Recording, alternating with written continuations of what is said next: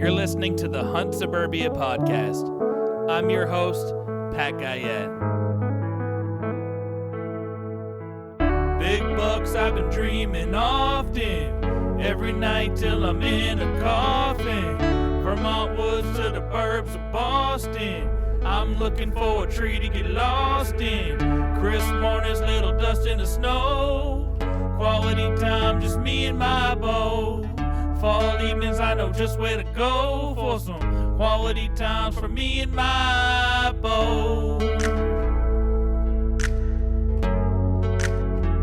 It's just me and my bow. This week I sit down with TJ Mello. With turkey season right around the corner, we're going to do a couple episodes where we are talking turkey.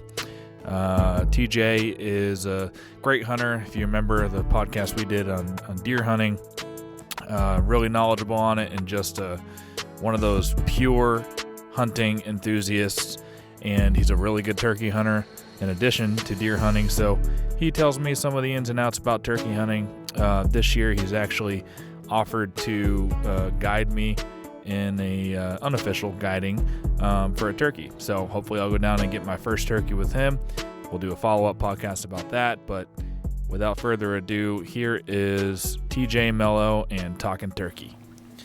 All right, back with another episode of Hunt Suburbia. This time we're talking turkey. Talking turkey, something I'm not familiar with. I've hunted turkey, I think it was twice last year with some friends in Vermont, and it was a lot of fun. But I'm one of those snob. I know you're a snob too about whitetails, and whitetails the best game out there. And you know, for me, it's like, why do I ever want to hunt anything other than whitetail? I love turkeys. But everybody has been telling me you just got to get into turkey hunting. You do. So let's talk about turkey hunting. Like, what do you love about it? It's so much fun. It's fun in different ways as far as hunting goes compared to deer. By the way, I don't know if I said it's TJ Mello. We just did another podcast on deer, but TJ Mello Talking Turkey. All right. Talking turkey. Yeah.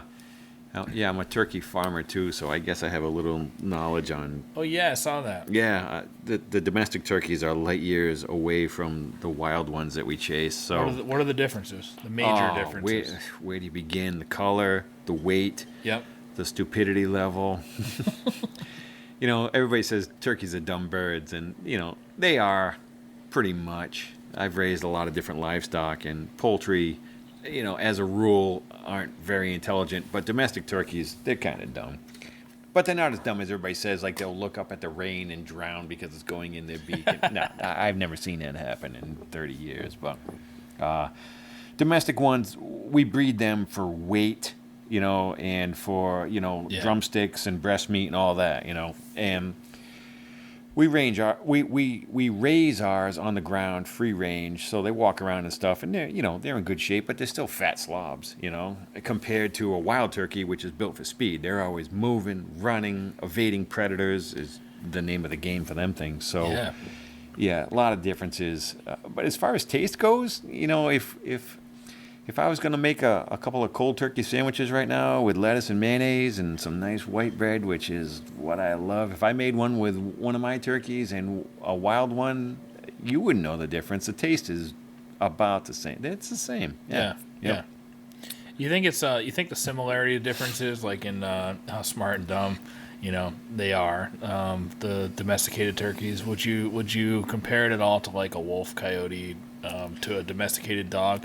Like they're used to getting their food from you. Yeah. And they're used to being around you, so they're not so alert. You know? So a dog versus a wolf and a domestic turkey versus a wild turkey. A dog is infinitely smarter than a domestic turkey. In comparison. For sure. Yeah, they are. Just because canines, you know, my degree is wildlife biology, and, you know, the study of all critters and stuff, and canines are just, you know, superior. They're right behind, you know, primates and stuff. But, you know, turkeys, birds, waterfowl, They're just the bird brain, right? You look at the size of their head, you think of the size of their brain. So they're good at some things, and they're not good at a lot of other things. But they're so much fun to hunt. And I'll tell you what, everybody says, you have a turkey farm. Why do you go hunt turkeys? There's no comparison. You know, turkey hunting is fantastic. It's exciting. It's awesome. And wild turkeys, everybody has them, right? So now they're considered basically a nuisance in all these suburban areas and stuff. And they're all over the place. But go ahead and go in the woods and try to call one in to within 20 yards and shoot it. Go ahead and try to do that and tell me how you make out. Yeah. Because I'll tell you what, it's not that Right, easy. so how dumb are they? Yeah, they're not. They're just comparatively. They're not dumb based on their senses, their eyesight. Forget it. Their eyesight. You can't get away with anything. You can get away with more movement on a deer than a turkey. Correct. Yeah. Right. And I've known that just from the few times I went out turkey hunting. That's right. Compare. Right. You can't get away with anything less than full camouflage, full motionlessness, if that's a word. And you just can't move. Their eyes, they will pick you off every time. Yeah. They're awesome. They're incredible. And, you know, they can be educated. Everybody says, don't go and do this and call to them too much and everything. And this past spring, you know, I hunted more turkey than I ever have because COVID and the whole 9 yards, and I was out of work and stuff. And after I took my boys and we all tagged out, and I started taking friends out to hunt, and I guided all spring, and it was just fantastic to help everybody else score.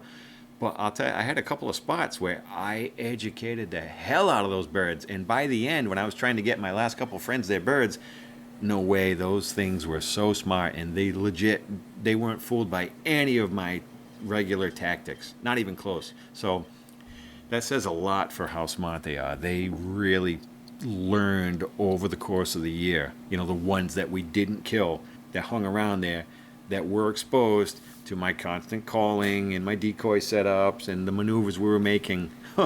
They sure as heck figured it out. Yeah. Yeah. Sound pretty smart to me. Yeah, they are. And you hunt them with shotgun, not bow, right? Yeah, shotgun. I've done a few bow hunts, but the main reason that me and my sons, we don't bow hunt birds is because we don't hunt out of tents, right? I say tents. I pop up blinds, you know. I don't know. I guess, and I'm not knocking anybody that does. You know, it's just us. We don't shoot them out of tents because who can't shoot a bird out of a tent?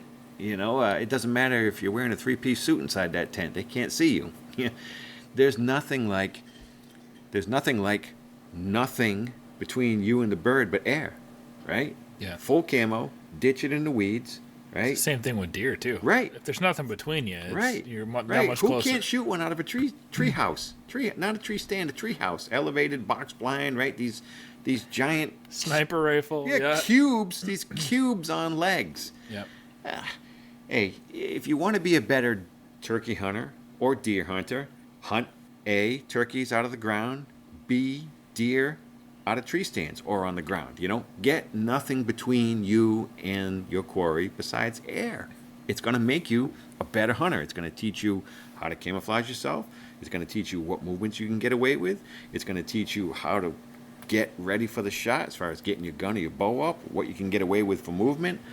You want to get good, put nothing between you and that thing but air. So, yeah, for that reason, we don't do a lot of bow hunting. We do shotgun hunting because, the way we do it typically is I have certain spots that we set up in the mornings, right? The brush piles, edges of the fields and stuff. We just ditch it, right? Full camo. We sit there. We don't move. We're camouflaged. And we try to kill one as they come off the roost.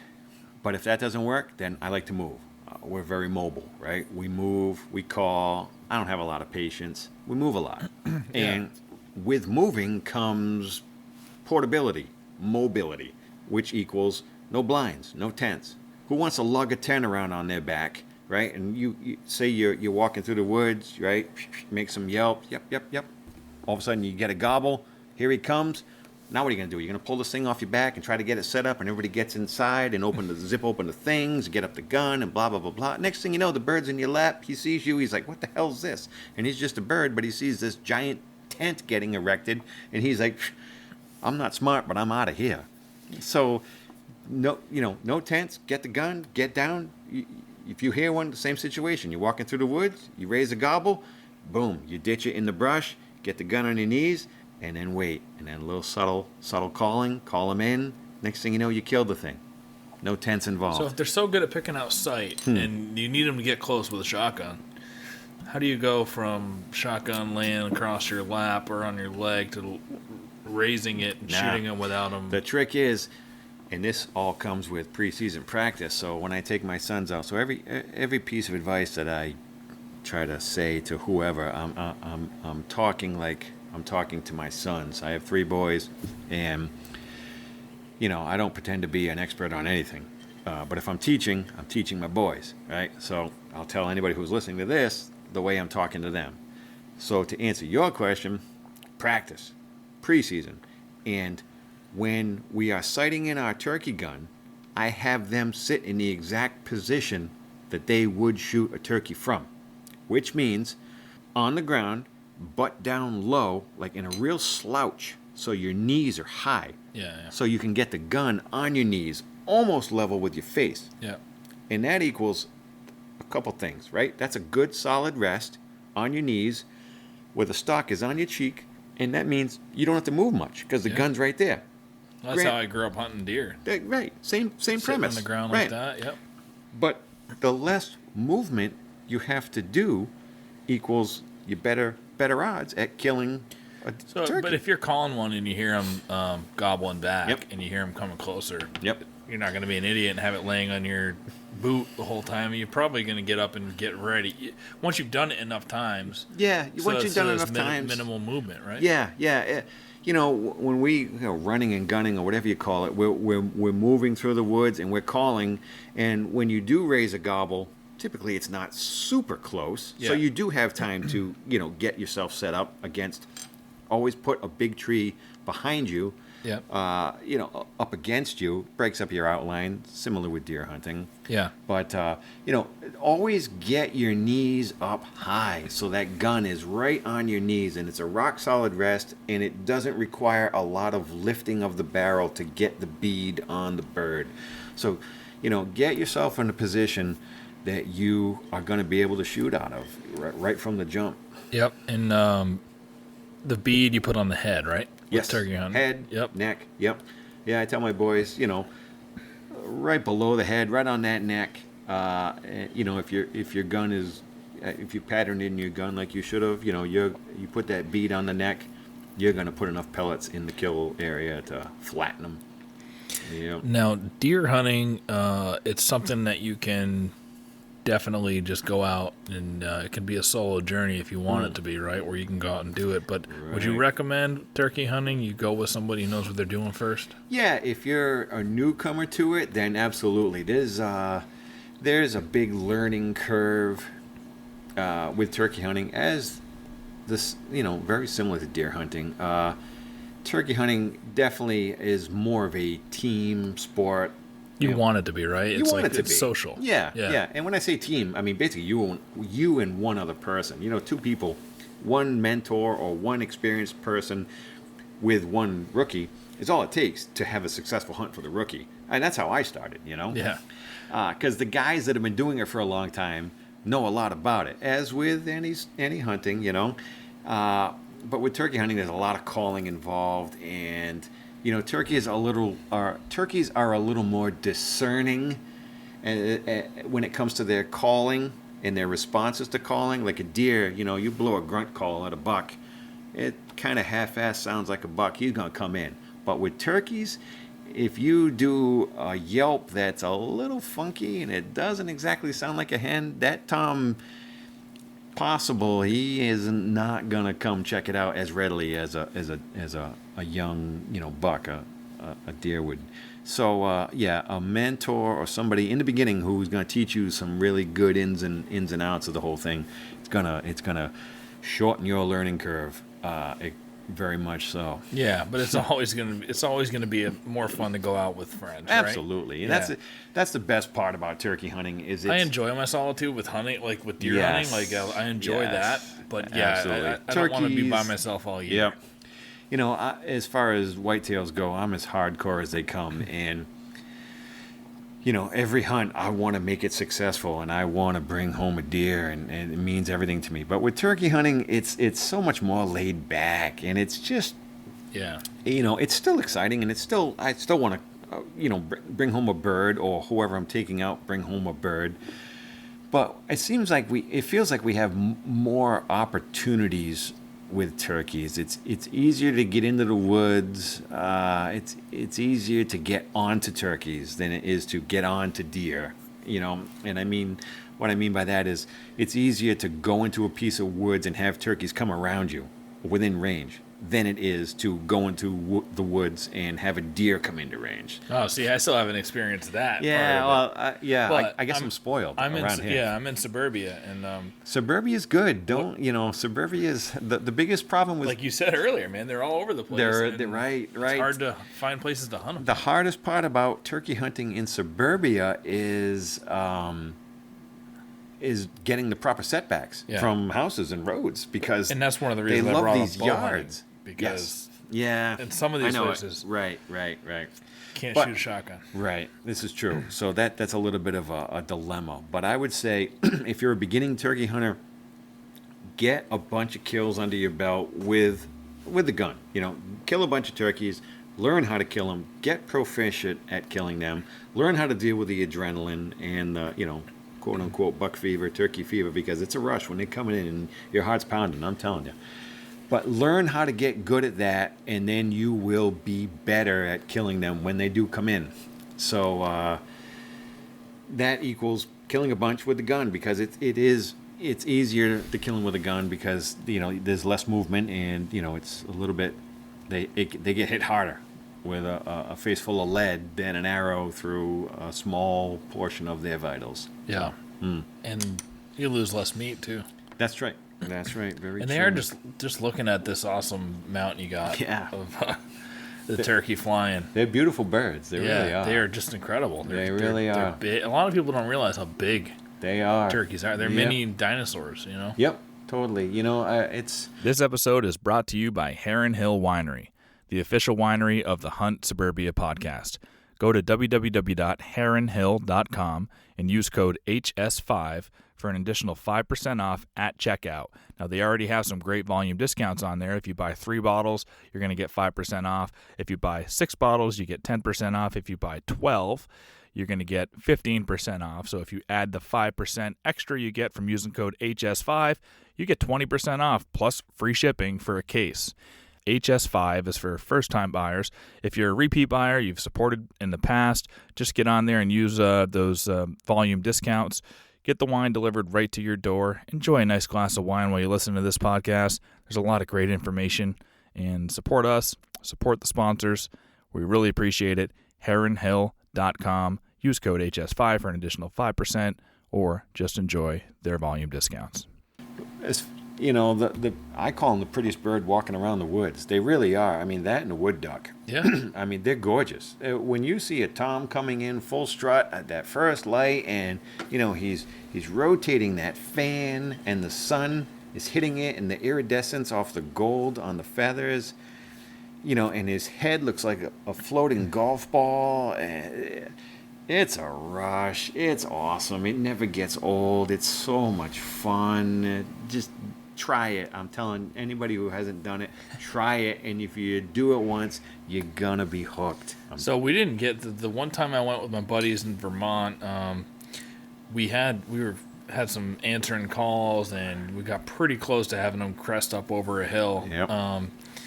And it was fun without even having one come in to sight. It was fun, and it was cool because it was like we had 4 people in the group. Yeah. It was like That's 4 awesome. guys on 4 different trees. I've done that. Yep. One guy in the back is the best caller, is like calling From the rear. in. And Yep. I didn't even have a gun. I was just there to film and just experience it. And then 2 guys with guns, one looking one way and one the other, and it was pretty fun. It really is. I wasn't expecting that. Right. Here's the the best part about turkey hunting, right? And this is why it is the best way to get new hunters involved with hunting. If you have somebody that wants to hunt, all right? Say you got a total greenie who never hunted, they want to hunt. They say, "Oh, I want to hunt deer." Okay, you're going to hunt deer. But what we're going to do first with you is we're going to take you turkey hunting. Turkey hunting, it's like for lack of a better term, it's the gateway drug. Yeah, yeah. I'm telling you. It is awesome, and it will lead to everything else in hunting. And it is awesome and better for newbies because of, bottom line, the interaction between you and the quarry. It is back and forth. You call, they call. You call, they back and forth. And more action, more excitement. It's not like, so if I'm taking one of my sons, right? They were little, starting them off hunting. Take them turkey hunting. I took them deer hunting as well, but the difference, right? We go deer hunting, we sit in a tree stand, and we wait. And they're bored. Sometimes and they're you don't little, see anything. and they gotta pee, and we haven't seen anything, and it's gotta be quiet. Cold, and I can't move, and it's quiet. It's tough for kids. Turkey hunting, the action starts right away, because I'll roost them the night before, so I'm putting us right under those birds. So we get in there, and it's not even light yet, and the birds are gobbling. What do you mean you roost them the night before? So roosting a bird, right? I'm getting ahead of myself. Roosting a bird.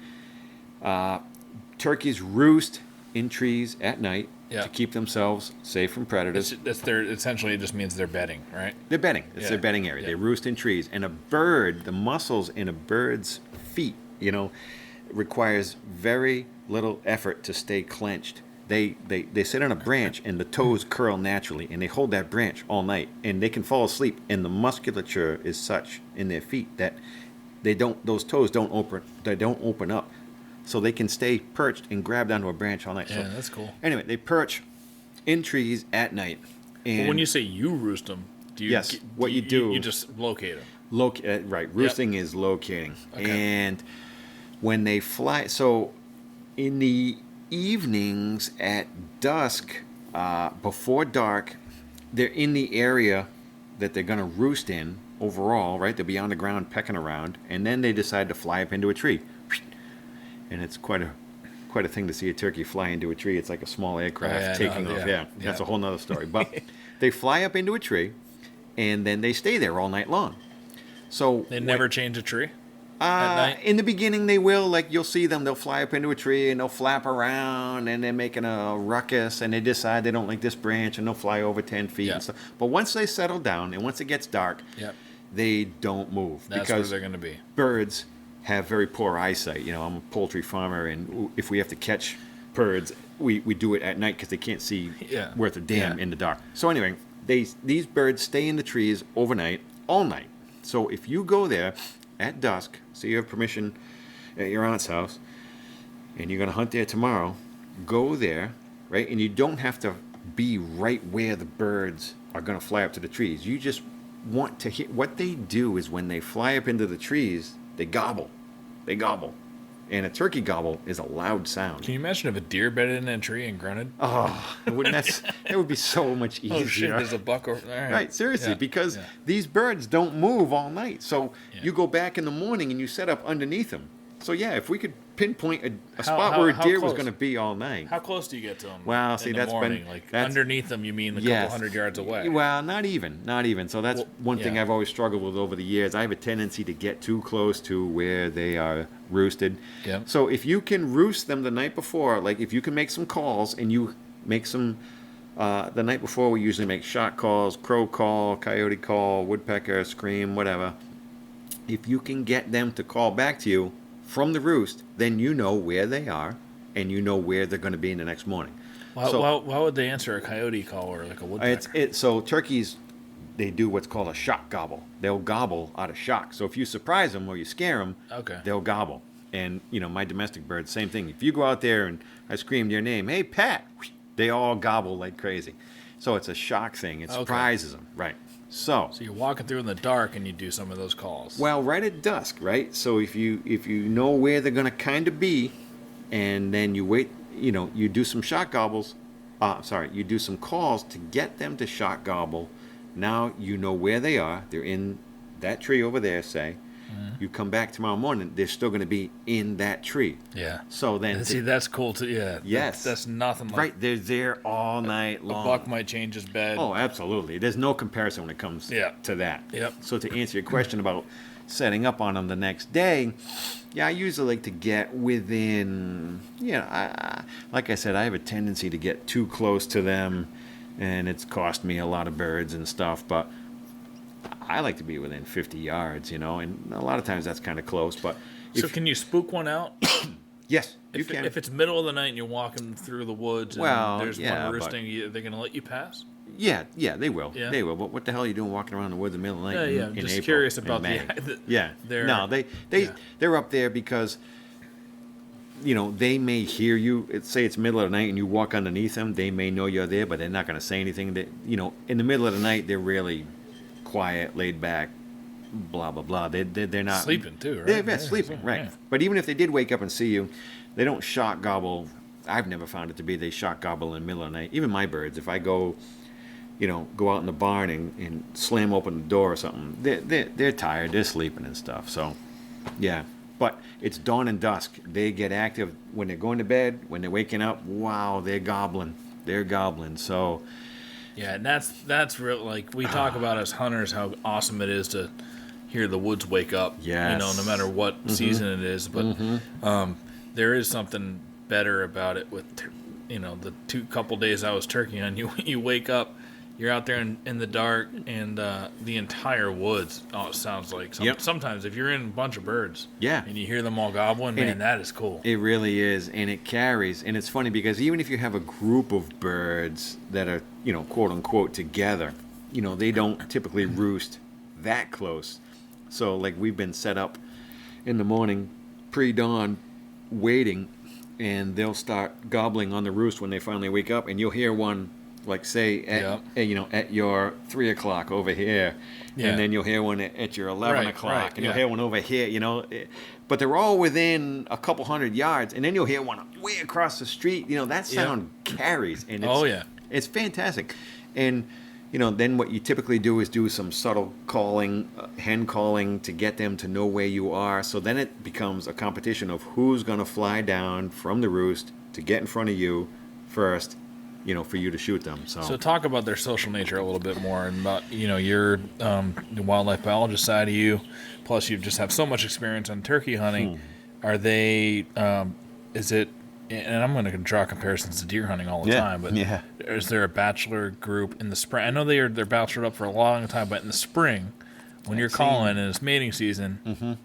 Yeah. What are they doing? Are they? They keep a distance. They travel three toms together. Like, what are they doing? I've seen a lot of different scenarios. I'm no expert. You can have guys on here that know a lot more than I do. But a mature bird is a gobbler or a tom, and an immature tom is called a jake, right? Yep. So that's your younger birds. The birds with 4 to 5 inch beards and I've seen a lot of them together. Right. So those guys will travel in these little gangs. I've seen a lot of, the jakes, they travel in gangs. But I've also seen, mature toms, big birds, they'll come in together. There'll be a few of them together that they're crowding. That's typically with one hen. You get one hen they're trying to breed, and the 3 of these dudes are all, trying to be with her. So as far as groups go, definitely you'll see the jake groups are pretty prominent, and those are easier to kill for new hunters. The jakes are a little more susceptible to calling and a little dumber and a little easier to get away with stuff. So don't be afraid to shoot them as far as being a newbie, and then you get better and better. But it's fun to see a group. A turkey gobble is a turkey gobble, and yes, a jake has a higher pitched gobble, and it sounds like a teenager with his voice cracking. I've got one of those in this house. Yeah. And the gobble's a little bit different, but when 5 of them come in together and they all sound off at the same time, it's awesome. It's a lot of fun. I talk about it all the time. One thing that is awesome about hunting is that there's so many different ways that you can hunt. You can always keep your hunt fresh by using different weapons or hunting in different seasons. Some state has an early season, some have a late season. You can hunt a buck here and a doe there and a Saturday here and a Sunday there. Well, one of the easiest ways to change up your hunt, if you haven't got into muzzleloader hunting yet, muzzleloader is a great way to extend your season. In New Hampshire, it's early, before the rifle season, before the bow season. In Vermont, it's late, it's at the end. But muzzleloader hunting is awesome. And so I'm super excited to announce a partnership with Woodman Arms muzzleloader. This muzzleloader actually shoots like a rifle too. And the coolest part about Woodman Arms is they recommend that you not clean your gun. You don't need to clean this thing. If you're using Blackhorn 209 powder, you don't need to clean it. Yeah. Now muzzleloaders are the messiest guns out there. You're shooting powder that's either loosely packed or in a pellet, and just imagine lighting that thing on fire in there. It's an extremely messy thing, but with the Woodman Arms, the way they build it, you don't need to clean that muzzleloader. That's number one selling point in the world. But once you hold this thing, it feels like a rifle. It just feels right in your hands. It's got a hammerless action, so there's absolutely no hammer on the gun. It's got a crossbolt safety. It feels like you're carrying your 7600 through the woods. I'm extremely excited about this partnership. They're making me a gun right now. Throughout the summer as I'm shooting it and into the fall and getting ready, I'll report back on how it shoots, but you don't have to look any further than all the reviews and all the really great hunters in the Northeast and across the country. Really, they're selling all over the country because they're the best muzzleloader in the country. Look at what everybody else is saying about this gun. That's enough for me to endorse it without ever shooting one, but I can't wait to shoot one and follow up with you guys and tell you how it is this summer, this fall. For now, go to woodmanarms.com. Check them out. You can build your own custom gun right there. Call Timmy Bolduc, who was on this podcast and is a good friend of mine, and he'll tell you anything that you need to know about the gun. Woodman Arms, America's most accurate and dependable muzzleloader on the market, handcrafted in New Hampshire. Go to woodmanarms.com and start building your gun today. What's a tom fight look like or sound like? Oh, Do they fight each other over these? These hens? It's all spurs and beaks. You know, they jump up, and our domestic birds, no spurs to speak of because they're born. They're born in May and we kill them in November. So it takes a bird that's a few years old to get a good spur on them. But even the birds, any bird, what they do is they fight and they jump up and they whack each other with the spurs, even if the spurs aren't there. The legs go up vertically, and they try to jab each other. So, a bird fight is all legs and beaks, and they'll grab each other by the neck and the wattles and the face, and then just pull and yank and peck, and then spur and jump. It's comical, and it doesn't look like they're doing anything to each other, but they're trying like hell. Is there a call that you can do to mimic that, like rattling and deer hunting? to get a dominant tom to want to come in. The fighting purr, right? So when toms do that, there's a purr sound. Anybody Google this or check out some YouTube videos that it's a trill, it's a purr, and when they're fighting, they're making that sound, and that's an aggressive sound that turkeys make. But one of those calls in your repertoire as far as trying to get a tom to come in, that doesn't hurt, And decoys, put one of them out and, try your luck and try different things and see what works. And, that's going to build on your success in subsequent years. Yeah. What's the process of, real quick, of slaughtering your turkeys on the turkey farm? I could do it in my sleep. I've been doing it. But can you? So one thing I was thinking is 35 years. That could be good practice if. Absolutely. I'll tell you what. For shooting, if you let one out and all right. Well, shoot them in the head. Yeah. And then taking the guts out, it's a whole different ball game. But if anybody wants to learn how to process a turkey, look me up in November, and I will teach you everything you ever wanted to know. And that kind of equals free. How many turkeys you guys have to process in November? We took a step back this year because of COVID, but we've done as many as 1,000, but we're a lot less than that now. Yeah. We're around. And it's very local, Yeah, we sell direct retail right off the farm. Yeah. Farm fresh birds, and they're fantastic. But yeah, if you want to learn what the inside of a turkey looks like, look me up, and that's free help on my But how do you end, kill the domestic ones? Do you shoot them, or we cut the neck. Okay. Cut the neck, yeah. So you they got 'em- bleed you got out. 'em- you got a machine that they go through? No, or? well, yes. Cutting the neck is still done by hand, but then they go into a scalder. It's a hot watered bath tank, 140 degrees, and that rotates them for about 4 minutes, and that loosens the feathers, the hot water. And then they go into a plucking machine. It's a big drum with rubber fingers, and that spins them around, and all the feathers come off. And then the rest is handwork on the table, cut around the back, take out all the guts and So everything. you use that same stuff when you kill a wild turkey? Yep. That's cool. Yep, the insides are the insides. That doesn't change. Yeah. So every year for Thanksgiving, are you eating? You're probably eating wild turkey. Right? No. The wild ones we shoot in the spring, we eat them in the spring. Yeah. And everybody laughs at me because there's something wrong with me. I love turkey. I love to eat turkey. We go out to lunch at work or whatever. Somebody's going to get sandwiches or something. What do you want? I said, give me a cold turkey, lettuce and mayonnaise. I love turkey, and there's something wrong with me because I eat so much of it. Yeah. But in the spring, any ones that me and my son shoot, we eat them then. And in November, we eat the farm ones. So... So turkey is like you pretty much consume it right away, right? Yeah. But it holds up in the freezer. Yeah. We have, my boys, 3 of them they tagged out this year, and I shot 1, so we still got some turkey meat in the freezer. How many tags you get here? They just changed all the rules in Mass. Yeah, they really made the youth season a lot more liberal. It was fantastic. So. That lightened up the load, so we were much more able to put stuff, in the freezer. So we didn't tag out completely, but we shot a bunch. My boys each shot 1, and that's enough turkey that we need. Yeah. But the state's doing a hell of a job because they know that we're starting to get overrun with these things. Yeah. So let's talk about. Do you know anything about being a wildlife biologist about the cycle? Of the turkey population, where they were almost wiped out, but it's one of the great conservation. Yeah, seriously, Massachusetts. I'm not a wildlife biologist, but that was my degree and everything. I remember back in college, in the '90s. Growing up in this town, there were no turkeys around, not wild turkeys. We didn't see anything. And in Massachusetts, the whole turkey project, I think it was Jim Cardoza, the guy at the time, the turkey biologist, he was fantastic.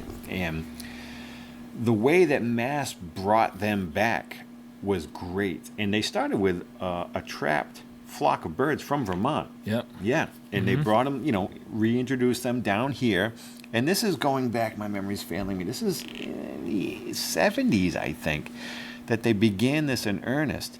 But they took trapped turkeys from Vermont, and the way you trap wild birds is a cannon net. You put out a bait pile, and it's a gun that shoots a big net, right? And it casts it over all the birds, and then it's just an absolute shit show. And you got to go in there and wrestle all these flailing wild birds.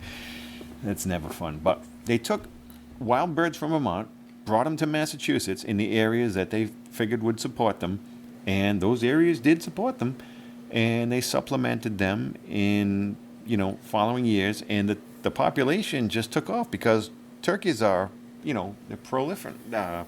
They breed like crazy.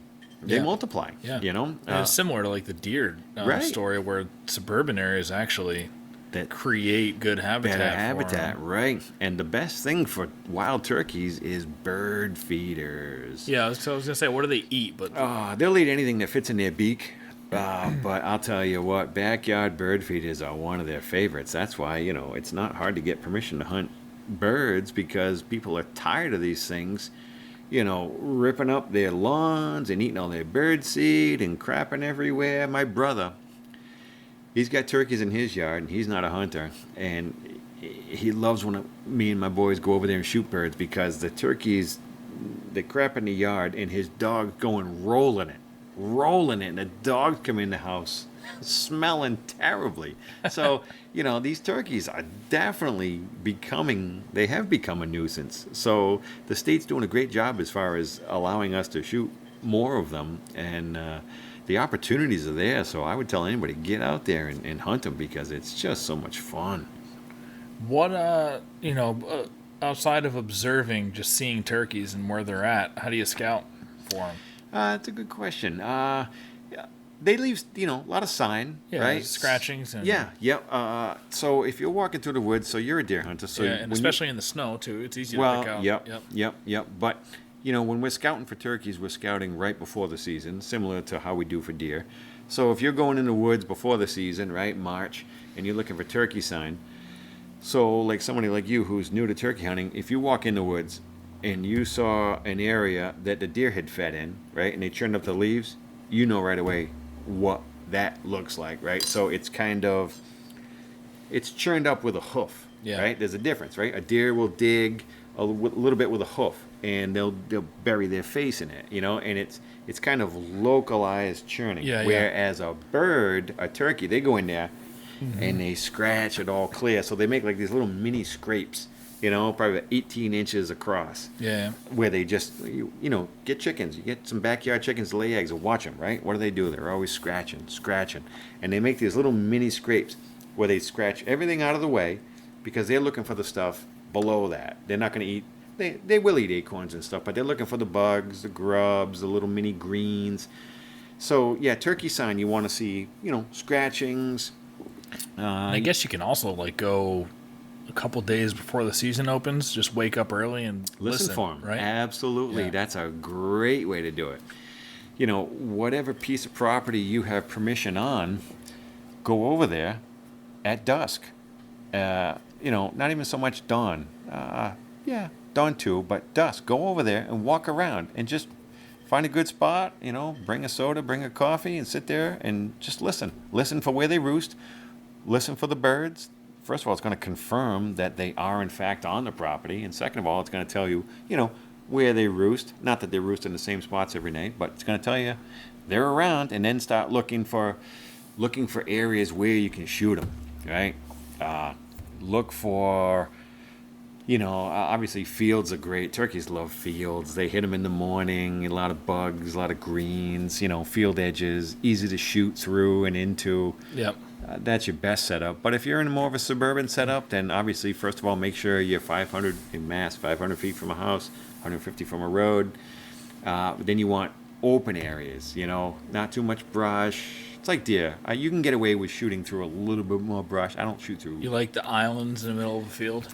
Like the little tree islands and brush piles? To ditch into, for camouflage, yes. Yeah, if you can find a spot like that to get yourself up against, to shoot out into the open, you want to be shooting out into the open. Yeah. Any good camouflage for yourself or who you're with, those little islands and stuff like that, absolutely. Yeah. But in the beginning, don't be afraid. Use a blind. Get comfortable. Learn how to call. Learn how to bring them in. Use the blinds. What kind of call would you recommend that somebody gets? You can never have enough turkey calls. Because there's so many. My buddy told me to get a slate. I got a slate call last year. Slates are good. It's funny. It's funny.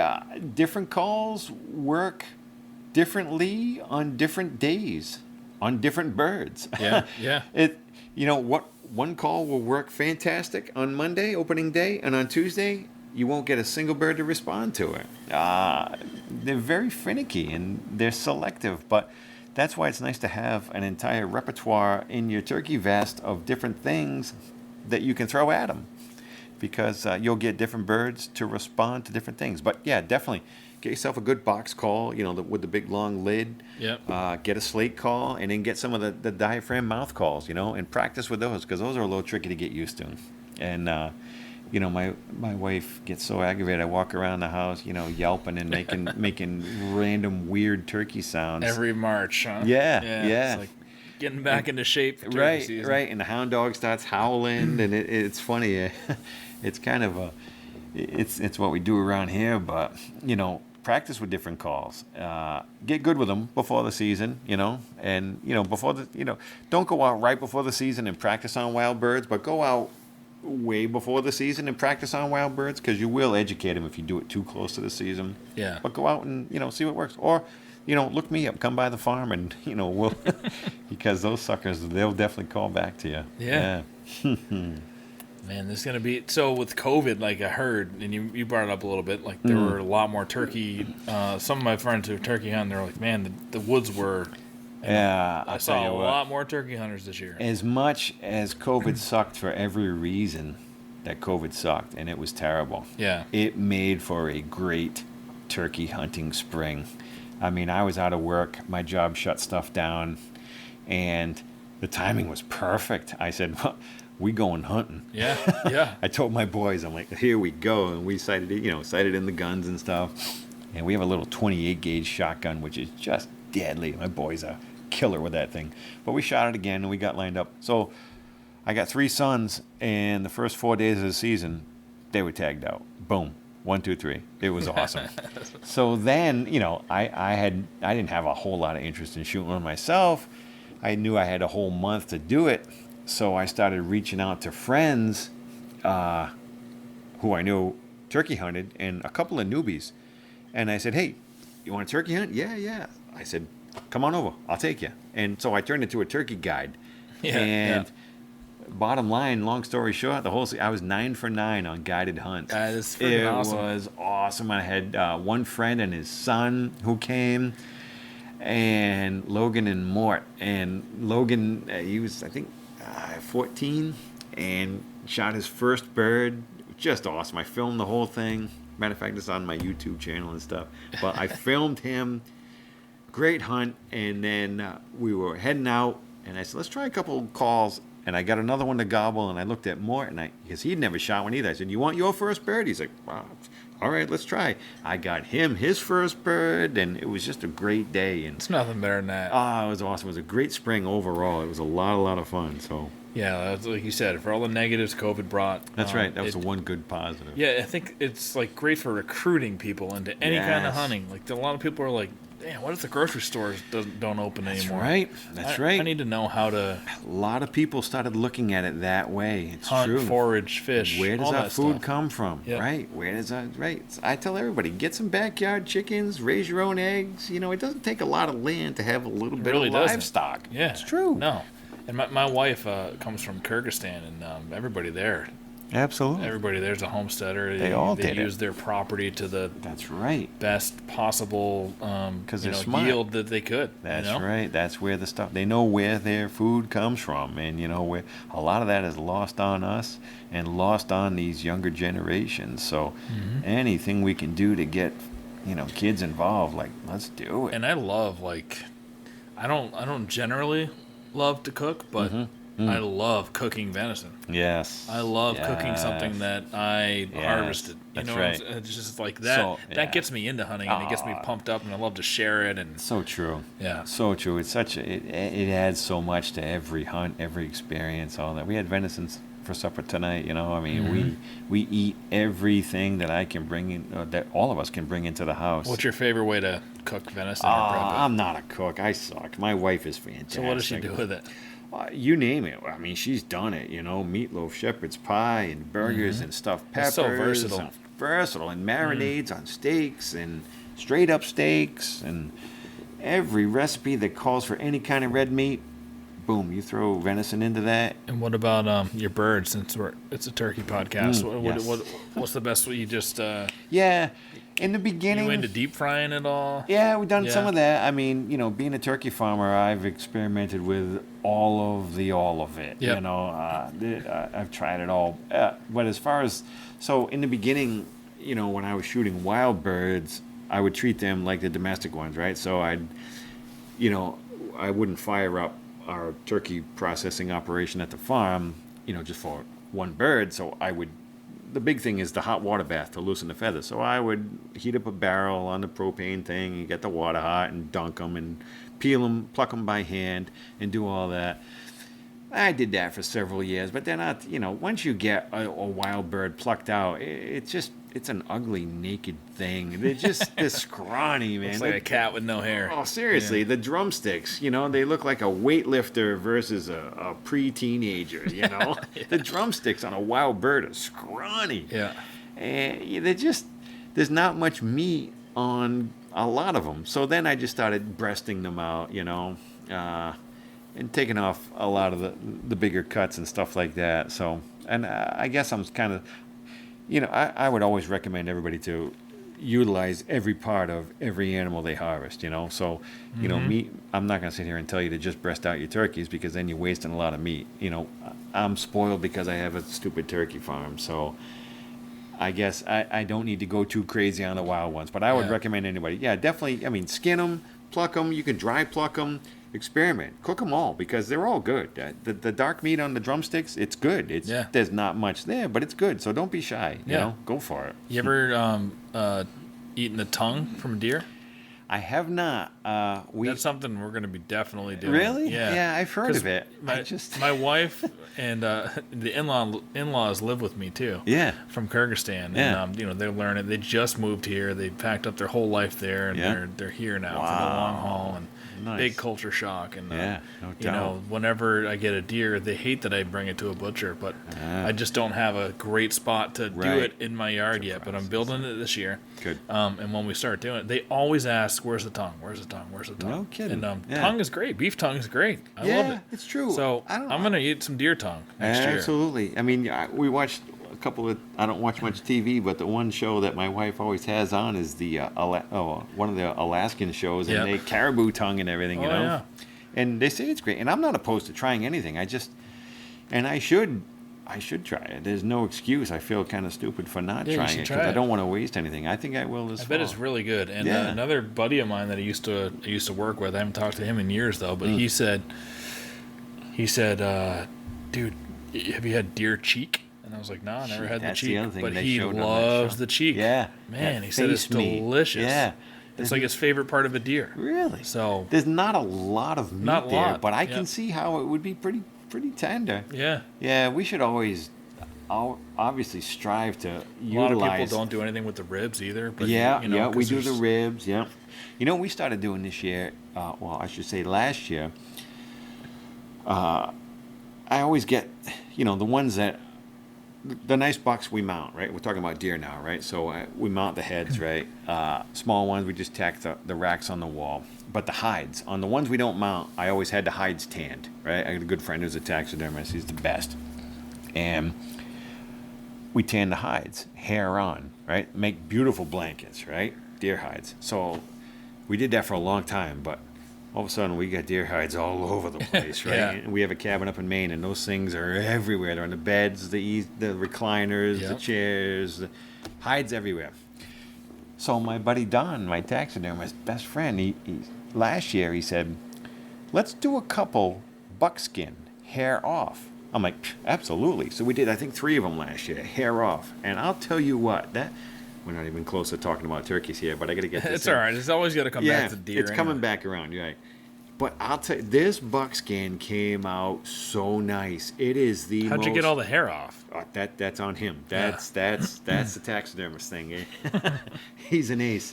I'll tell you what, but this stuff came out so nice. It is the softest, most supple leather you ever felt. Oh, man. And one side, the top side, where the hair was, all the follicles, the epidermis, it's got that texture. If you hold it up to the light, you can see it's epidermis, like your skin if you shaved your arm and looked at it. And it's a little bit tougher, has a little bit more of a smoother surface. The bottom side is like smoothest rawhide you ever felt. It's gorgeous. I know. I got an ex-girlfriend of mine some deer skin gloves when I was hunting in Anacostia at the store there, and they were awesome looking, and they felt great. Yeah. That's where I'm going with this. Yep. So we got the 3 hides last year. And I said to my boys, I'm like, these things are beautiful. We should do something with them. Let's make some gloves or something. Yeah. So this year, we saved all our hides. And I told all my buddies, I said, hey, send me your hides because everybody's going to throw out their deer hides. So this year we've got all these hides, and I just called Don. I talked to Don last week. I said, I got some hides to bring to you. He's like, yeah, how many? And I told him. He's like, holy smokes. I said, well, listen, I said, my middle son and my boys, we want to try to make some gloves and some stuff out of it. So, it goes back, utilize everything, 100%, yeah. Deer gloves, that leather, it's fantastic. And my mother-in-law is like a magician with sewing and seamstress and all that stuff. You should have told me that. So I'm looking for somebody to actually stitch the gloves for me. Oh yeah, she makes I'll be looking her she makes up. custom wedding veils and stuff. Really? And she loves to stay busy. Wow. If you want, like she'll figure out how to make some gloves. Absolutely. And stuff. All right, we'll talk later. Yeah, absolutely. I mean that's cool. She would, yeah. As long as I can figure out how to tan them and get the hair off. That's right. That's the trick. Yeah. Yep. But when it comes to turkeys, right, getting back to turkeys, as far as what you can do with them, if you don't want to mount a bird, do the fan, right? Yeah, a lot of people do that. Yep. So cut it off, right at the end of the bird's back. They have a little round-shaped little, butt on them. It's the top of their butt. It's the end of their back. Yep. And it's, about the size and shape of your fist. Anyway, that's where all the feathers fan off from that. Yep. So if you cut that piece off, skin it out real good, little powdered borax, and then take a big, unfold a cardboard box flat, and then spread out the fan, coat all the meat, skin the meat down as best you can, coat it with borax, spread the fan out, and then put a few thumbtacks in it so it stays spread out, and leave it like that for a month or so. Dries it right out. Yeah. Make a beautiful little, wall display. Keep the beard. Yep, the beard. Yep, and then the spurs. So the beard just gets longer the older they. Yeah. All right. Yep. What's a lifespan on a turkey? Around these, what's like an old bird? Like you want to shoot like a 3-year-old? Wild one. Yeah, 3-year-old's a good bird. 4 or 5. It's tough to age them. Like I said, you could talk to some other guys. Jake would know better on stuff like that as far as aging them. But the longer the beard, the older the bird. The longer the spurs, the older the bird. We're not picky. Just like with our deer, we're not picky. Any bird with a full fan. Yeah. Even feathers. The Jakes have the higher feathers in the middle. Any bird's a trophy, but them big old gobblers with that beautiful big fan, that's quite the sight to see. Quite the trophy. And this, like I said, the gobbling is like it's just an awesome thing to hear in the morning. Really is. Yeah. That's what I took away from the first couple things. That that one day I went, it was fun to be with a bunch of friends hunting. Yep. Not taking all the things you take into consideration when you're deer hunting, like being extremely quiet. And, There's none of that. It was just fun being social with a bunch of friends and then hearing those gobbles. I call it at daybreak. I call it the poor man's elk bugle. The turkey gobble. It really is. I mean, I'm never going to go out west. I'm born and raised southeastern Mass, and we got the place in Maine, and that's as far as I'm going. So I'll never hear a wild elk bugle, even though I dream of it. But a turkey gobble... It does sound cool. It does. Turkey gobble's my elk bugle, and I'm just fine with that. Yeah, that's great. It's true. The poor man's elk bugle. Yeah. Awesome, man. Yeah. I mean, what else you want to say about turkeys? Anything? It's a great thing, for, like I said, for newcomers, for kids and for newcomers. Like you didn't get your bird last year. I'll tell you what, here we are, January, right? We're going to do it. Well, whenever this is, edit that out or whatever, but this is pre-turkey season, this discussion. We're going to have a discussion post-turkey season after I take you out to get you your first bird, and you will be hooked. I am going to take you and get you. You're going to be my first guided hunt next year. There's no pressure on it, by the way. No pressure. That's the best thing about turkey hunting. There is no you pressure. said, right? It's like it doesn't feel like the pressure of a deer season. Right. If I'm taking you deer hunting and I put you in front of a 140 class buck and you whiff, right? Yeah.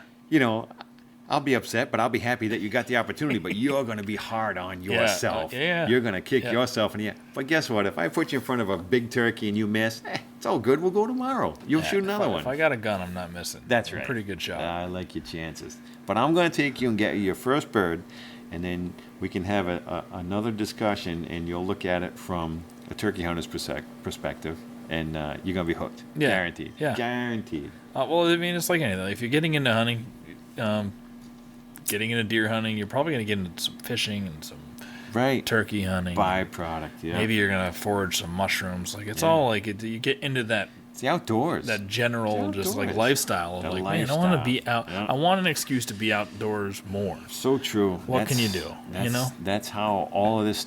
With me, I started deer hunting, and then I started saying, all right, what else can I do to be outdoors more? And then I started turkey hunting, and I started doing everything else. And it's just, the turkeys are just so much fun because of the interaction. Like I said, the back and forth, the excitement, and the adrenaline.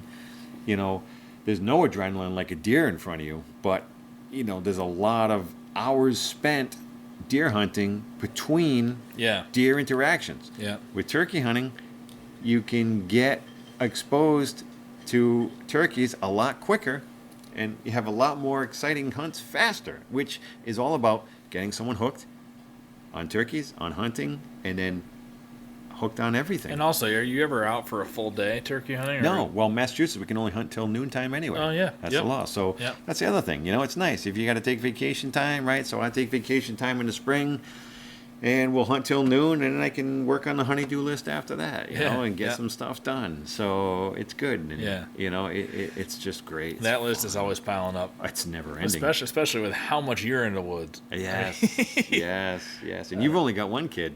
One kid. Have two more and then come talk to me. Yeah, but your strategy with the kids is a little bit different than what I was thinking with the kids. Yours is smarter, but I just don't know if I can get away with it. We're learning. We're all learning.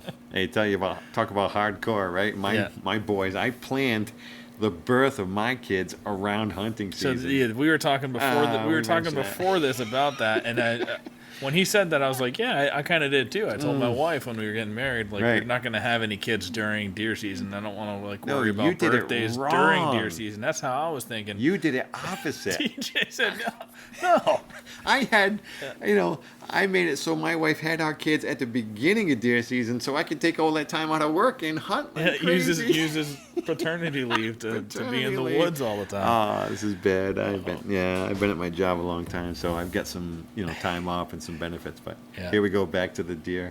And you found a good one. I did. Wife that didn't complain about that. My wife is the best wife in the world. Yeah. Matter of fact, we're going to do a podcast in the future. I highly recommend, with just a hilarious hunter-supported wife, because she's fantastic. There's a couple of off-season podcasts I want to do, like that's stuff a good like that. One. Yeah, get a couple of wives involved. Yeah, she's good, and she's a good, for lack of a better term, she's a ball buster, and she's hilarious. She's so funny. She'll roast me, and you will be laughing, and I'll be laughing too. But she's such a gem. She lets me do whatever I want, and she's supported all of this, and she supports our sons and the whole 9 yards. And it's funny, she's walking in the door now, and she's going to think I'm saying this because she's walking in the door, but we actually... No, that was definitely coincidence. We didn't plan it. Hi, baby.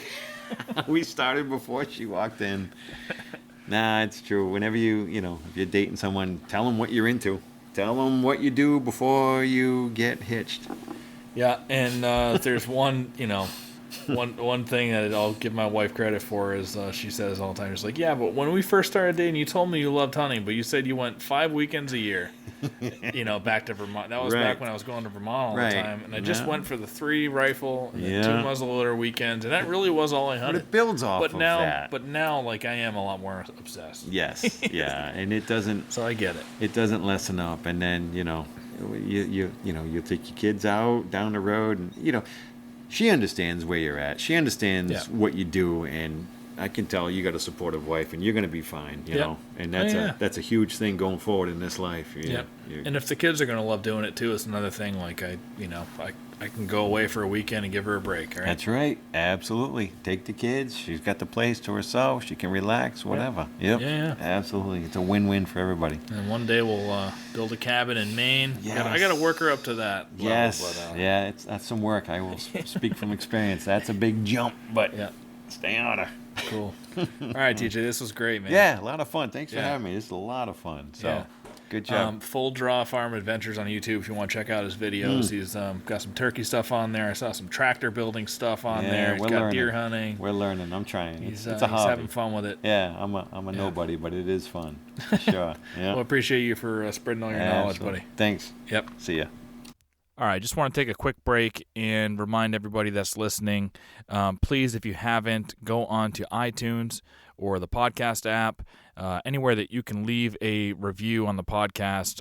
iTunes and the Apple Podcast app are the best places to do so because it really helps in the rankings. Go in there, leave a written review, tap on the 5-star rating. It's going to help us a lot in shooting up the rankings and getting this podcast out to more people, and I would really greatly appreciate that. Go and subscribe on our YouTube page if you haven't yet. It's Hunt Suburbia, youtube.com/Hunt Suburbia. Of course, follow us on all of our social medias. Continue to interact with us. And if you have any questions or anything you want to send me, shoot me an email at huntsuburbia@gmail.com. Thanks for listening to the Hunt Suburbia podcast. We hope you enjoyed it. We're going to release an episode every single Sunday throughout the season, throughout the entire year, and we will possibly be releasing some bonus episodes here and there throughout the week as people, come in freshly off a bow kill and tell their stories. We hope that happens throughout the season. There might be weeks where you get 2 or 3 bonus episodes. You might not get one for a couple of weeks, but there will be some bonus episodes. But you can count on us every single Sunday to have a new interview on throughout the season. Once again, thank you so much for listening, and we'll see you next week. Big bucks I've been dreaming often, every night till I'm in a coffin. Vermont woods to the burbs of Boston, I'm looking for a tree to get lost in. Crisp mornings, little dust in the snow. Quality time, just me and my bow. Fall evenings, I know just where to go for some quality times for me and my bow. It's just me and my bow.